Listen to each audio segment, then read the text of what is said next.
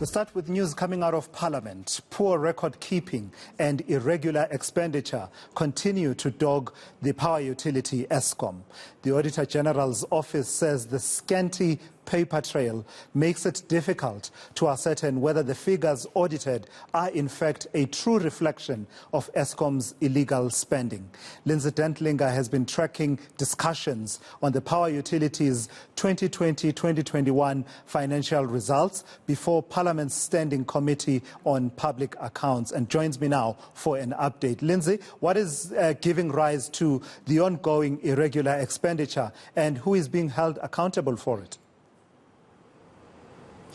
Chulas, well, we can't quite explain why the irregular expenditure is ongoing, and that is something that I expect this committee will put directly to Eskom when it comes to defend what the Auditor General has found. But certainly the Auditor General telling Parliament today that the power utility can no longer blame legacy problems, legacy contracts for the irregular expenditure, that it is something that is continuing at the power utility as we speak, whether some of that is as a result of National Treasury perhaps taking too long to approve some expenditure while Eskom is trying to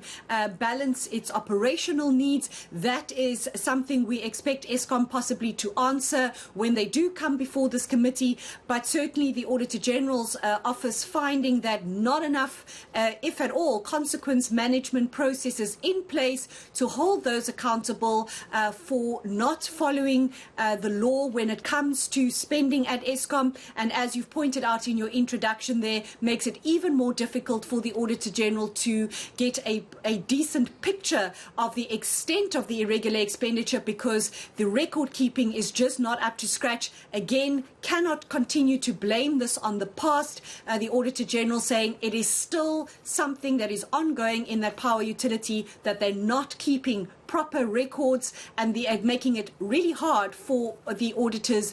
to refer to documentation so that they can get an accurate reflection of the state of affairs to us. Yeah, and when the Auditor General talks about, not being certain whether the figures being presented and the paper trail being presented is a true reflection of the state of the books, you've got something to worry about there, Lindsay. But the issue of IWF, irregular, wasteful and fruitless expenditure, is one thing, but there's also concern around the issue of debt at Eskom. That continues to be a growing concern, and the Auditor General saying within the next 5 years, Eskom will need to have several billion, 152 if I remember correctly, in the bank to start servicing its debt, and will need another 125 to deal with the interest repayments. And it has flagged this with Parliament today, and never more pertinent a time to do so ahead of the new Finance Minister's medium-term budget policy statement announcement tomorrow, that should Eskom not have that money in the bank,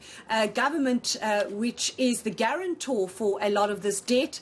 will then have to stand ready to make those repayments. The Eskom also criticised today by the Auditor General for not doing enough to get the money that is owing to them, not only from municipalities, but as the Auditor General's office put it, the ordinary man on the street who buys directly from Eskom, to ensure that they are paying Eskom what it is due, and saying that if Eskom was better at recouping money owing to them, they could find themselves in a better financial situation to deal with this balancing act of servicing and paying for its debt, and